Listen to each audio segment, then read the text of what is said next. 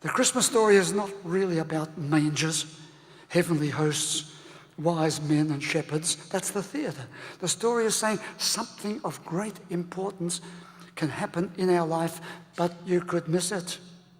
You could miss it. Too much talk, too much trash, too much believing we think we know what is important when we miss what is really important. Too much pretending goodwill towards all and promulgating bad behaviour. That modern technology, not the book, God's book of judgment, modern technology now reveals bad behaviour.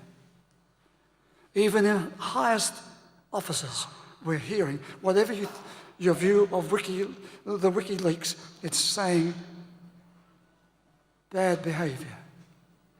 Bad behaviour was taking place and we did not know it.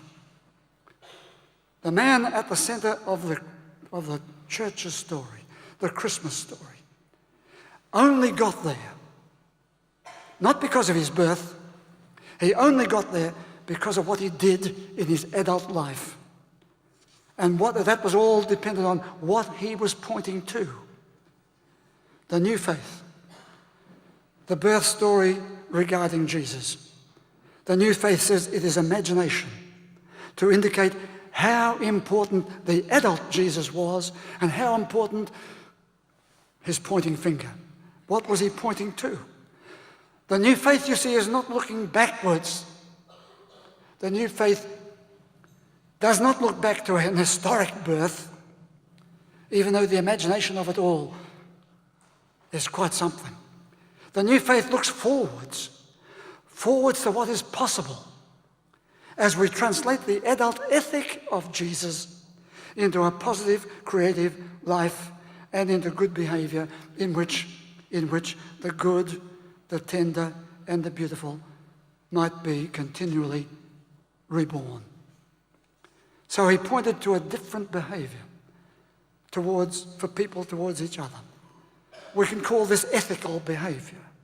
We can call it the behaviour of decent values. Or in our globalised world, we might call it the behaviour of survival. The ethic of Jesus, of course, is often confused, as we know, by the words, by the biblical interpreters, by the preachers and by the churches, through the ages. The ethics of Jesus, the values that human beings will adopt in their behaviour towards each other. That's what we're looking for. Many people want to argue about what they will believe. Was Jesus born of a virgin? Was God up there? Do we believe in God? All that stuff. Believing, do you believe that? Do you don't believe that? No, I do, I don't. Supposing we start at another spot. Supposing we start with the adult Jesus and the values he was pointing to. And he was pointing to the better human being and the better human society. The better human society. How difficult to practice as our attitudes and our prejudice get in the way. I frequently, and you've heard me do it, I'm going to do it again, I turn to that well-known incident in Shakespeare's Merchant of Venice. Now notice first of all that Shylock in the Merchant of Venice was not a real person, although he is depicted as if he were real. He was a fictitious creation. Many say that Shakespeare himself is a fictitious person and that the writings were really done by the Earl of Oxford. It doesn't matter. It doesn't matter. The themes are there. The prejudices are all there. And the better possibilities are hidden there. Here is a human being in this story. Here is a human being in a Christian culture behaving appallingly towards a fellow human being who happened to be a Jew. Shylock the Jew, deeply perturbed that this one man, Antonio, has refused to pay the debt. And there was the agreement he either pays the debt in kind or with a pound of his flesh. A pound of his flesh. Shylock demands the money from him. or he would demand the pound of flesh. So said Charlotte, let him look to his bond. But this man was doing the dirty. He was not going to pay. And Salarino says, if he forfeits, you will not take his flesh. What's that good for? And then Charlotte gives that great speech. One of the best speeches in English literature of Antonio Shylock says, he has disgraced me and hindered me of $500,000. He has laughed at my losses. He has mocked my gains. He has scorned my nation. He has thwarted my bargains, cooled my friends, heated my enemies. And why? For what reason? I am a Jew. But remember this. Hasn't a Jew eyes? Has not a Jew hands, organs, dimensions, senses, affections, passions?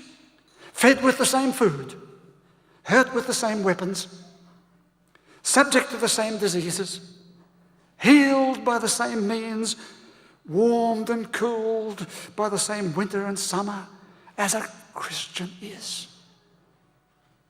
If you prick us, do we not bleed?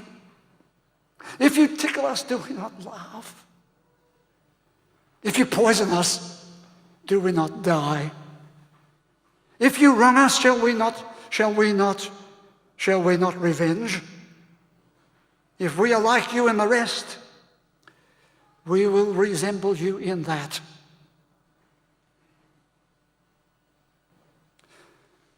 What has the Jew Charlotte got to do with our Christmas? I'll tell you.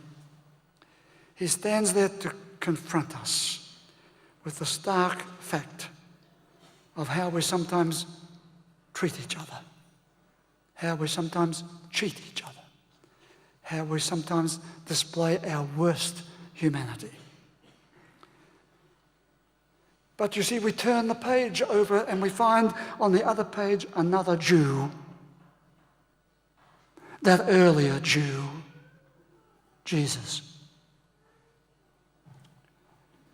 Did he not say those words? I say to you, love your enemies. Did he not repeat the words handed down to him through the centuries before? Do unto others as you would have them do to you. There is the ethic of the ages. Imagine putting it into practice. So I'll put to you 4 things. Have you followed? The imagination, the imaginative, inspiring story.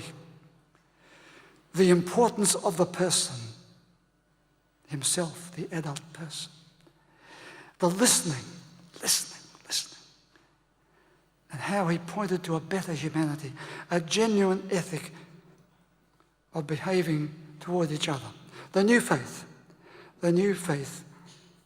will change your view of Christmas forever. The story of the birth was not history.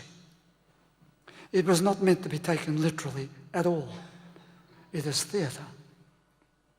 It is a classic example of a fantastic imagination, and we don't knock it. We all need a fantastic imagination. We need to live by imagination.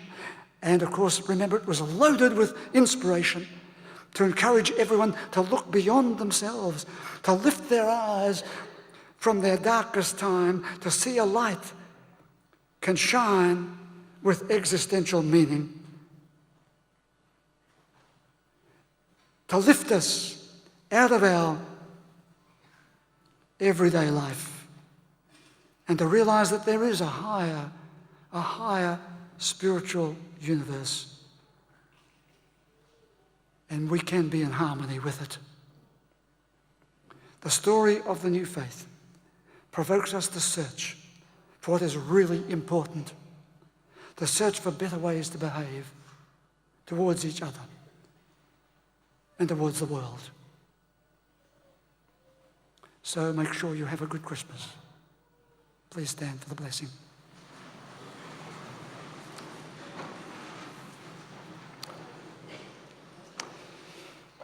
May the God you see in all the colours of creation arouse in you a sense of awe and wonder. May the God who is a sacred presence be real to you. May the God who is a source of inspiration and courage keep calling you forward. May your God go with you and bless you today and always.